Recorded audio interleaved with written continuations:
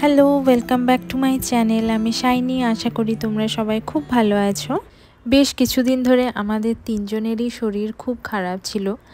ভাইরালি হয়েছিল, কিন্তু সেটা এত বেশি বাড়াবাড়ি হয়ে গেছে যে রিকভার করতে অনেকটা টাইম লেগে গেল। তবে এখন অনেকটাই বেটার। কাশিটাই রয়ে গেছে, ওটা তো যেতে একটু সময় লাগে। আজকে ঠিক করেছি গাছগুলোর একটু যত্ন করব। মানে এই গাছগুলোর কাটিং করা, মাটি দেওয়া, সার দেওয়া, এই আর কি। বেশ অনেক দিনই হলো গাছগুলোর ঠিকঠাকভাবে যত্ন নেওয়া হয় না। শীতকালটা তো একদমই গাছগুলোর কোনো পরিচর্যা করতে পারিনি।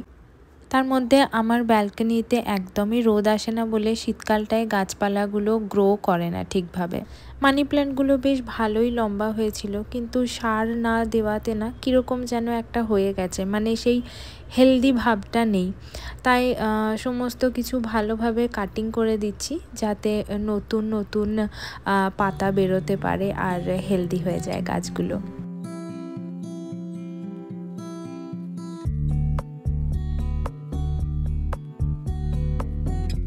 আমার তো গার্ডেনিং করতে খুবই ভালো লাগে, একটা থেরাপির মতো মনে হয় এটা আমার কাছে। কিন্তু যেহেতু আমার ব্যালকনিতে জায়গা খুবই কম, প্লাস খুব একটা রোদও আসে না, সেই জন্য সেরকমভাবে কোনো ফুলের গাছ আমি রাখতে পারি না। আমার বোগেনভেলিয়া বা বাগানবিলাস গাছটা ভীষণ ভালো লাগে। এত সুন্দর ব্রাইট পিঙ্ক কালারের ফুল দেখেই একদম মন ভরে যায়। কিন্তু ওই গাছটায় না ভীষণ রোদের দরকার হয়, একদম ব্রাইট সানলাইটের দরকার হয়। সেই জন্য আমার ব্যালকনিতে তো সেটা নেই, তো সেই জন্য আর সেই ইচ্ছাই রয়ে গেছে আমার। যদি কোনো দিন নিজের বাড়ি হয় তখন না হয় সেই শখ পূরণ হবে। এই গাছটার অবস্থা দেখেছো, একদম আগাছায় ভরে গেছে।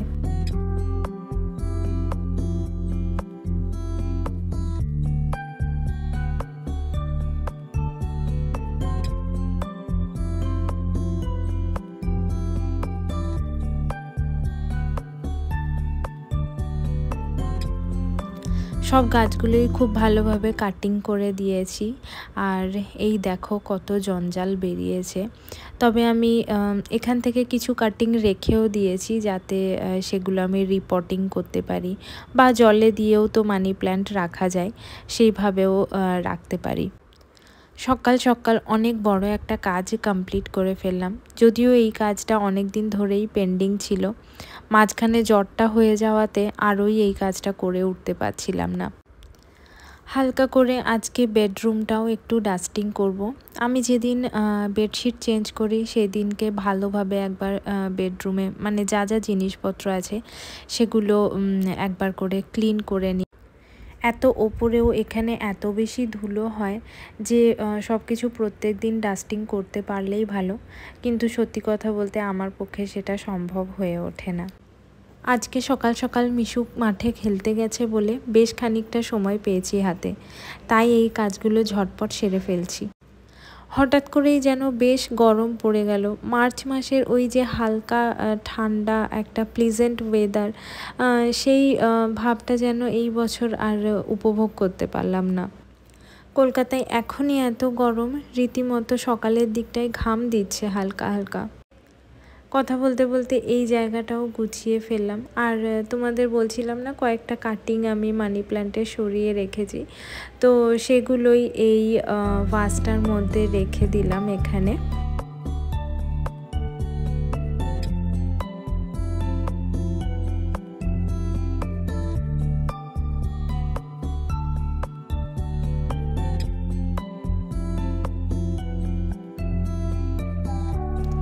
বেডরুমের এই কর্নারটা আমার খুবই প্রিয়, তাই তোমরা আমার প্রায় প্রত্যেকটা ভিডিওতেই এই কর্নারটার একটু হলেও ভিডিও দেখতে পাবে। ড্রেসিং টেবিলটাও হালকা করে একটু ডাস্টিং করে নেব। ভেতরটাই কিছুদিন আগেই গুছোলাম, কিন্তু বাইরেটা আর পরিষ্কার করা হয়নি। বেশ ভালোই ধুলো পড়েছে দেখছি। আসলে সব কিছু একসাথে করা সম্ভব হয়ে ওঠে না। আজকে রান্নার চাপটা একটু কম আছে বলে এই কাজগুলো করে নিচ্ছি। এই কাজগুলো তো আছেই, এর সাথে আরও একটা এক্সট্রা কাজও যোগ হয়েছে। শীতের জামা কাপড় ভেতরে ঢোকানো আর গরমের জামা কাপড়গুলো বাইরে বের করা।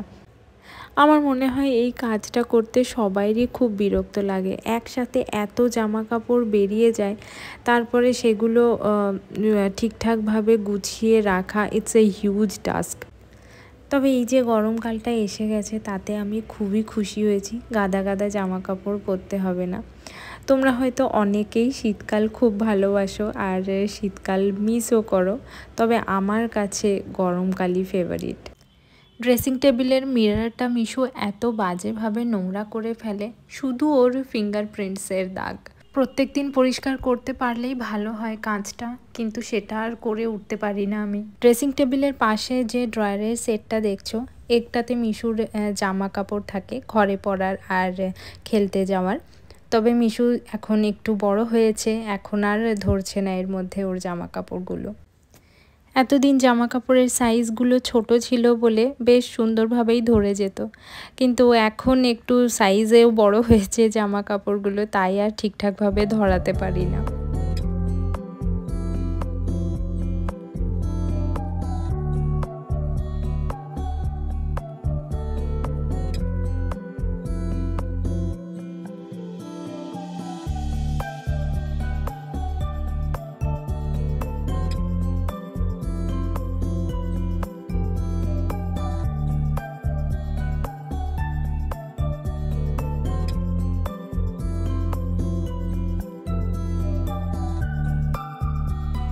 মোটামুটি বেডরুমে যা যা জিনিসপত্র ছিল সেগুলো সবই ভালোভাবে ডাস্টিং করা হয়ে গেছে। এবারে ঝটপট ব্রেকফাস্টটা করে ফেলবো। আজকে জলখাবারে বানিয়েছিলাম চিড়ের পোলাও। এই চিড়ের পোলাও আমাদের বাড়িতে মোটামুটি সপ্তাহে 2 থেকে 3 বার তো হয়ই। আমরা 3 জনেই বেশ ভালোবাসি খেতে। মিশুও এখন নিজে নিজে চামচ দিয়ে খেতে শিখেছে, তো ও বেশ এনজয় করে। আরও বাড়ির টুকটাক কিছু কাজ করলাম, প্লাস রান্নার জোগাড়টাও করে নিলাম। স্নান করে পুজো করে তারপরে রান্না করব।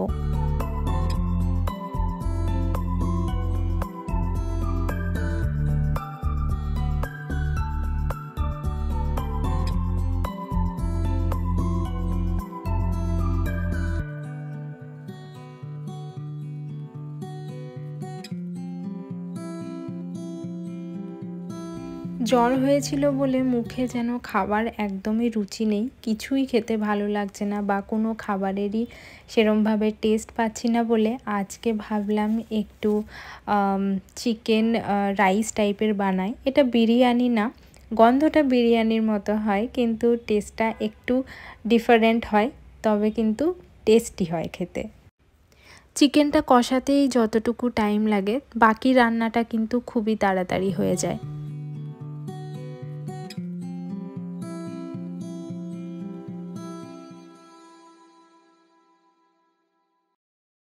মিশুকে ঘুম পাড়ানোটা কোনো যুদ্ধর থেকে কম নয়। অনেকটা সময় লাগে ওকে ঘুম পাড়াতে, আর ওকে যদি দুপুরে না ঘুম পাড়ায় তাহলে সন্ধেবেলায় ঘুমিয়ে পড়ে ভীষণ অড টাইমে। যাই হোক, ওকে ঘুম পাড়িয়ে আমি আমার কাজ নিয়ে বসলাম। এইটুকু টাইমই পাই আমার নিজস্ব কাজের জন্য। অনেক দিনই হয়ে গেছে আমি কাজ বন্ধ রেখেছিলাম শরীর খারাপের জন্য, আবার শুরু করলাম। বিকেল হয়ে গেছে, যদিও মিশু ঘুমোচ্ছে, ভাবলাম এই ফাঁকেই গাছপালাগুলো একটু সেট করে নিই, যার যার নিজের জায়গায় এদেরকে রেখে দিই। সার মাটি সব কিছু ভালোভাবে দেওয়াতে গাছপালাগুলো যেন আরও সতেজ হয়ে উঠেছে। গাছের পাতাগুলো আজ খুব ভালোভাবে মুছে দিয়েছি বলে একদম চকচক করছে।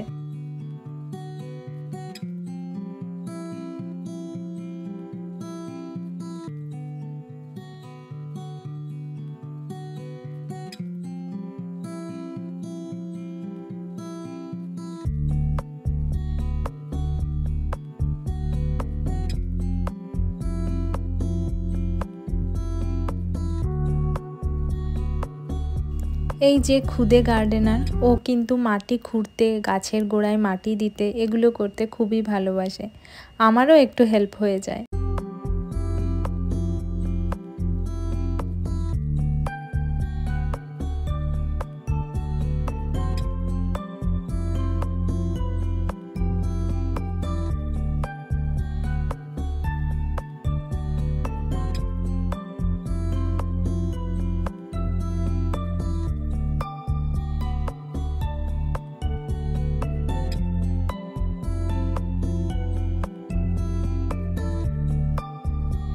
দেখো মিশু নিজে নিজে খাবার খেতে শিখেছে।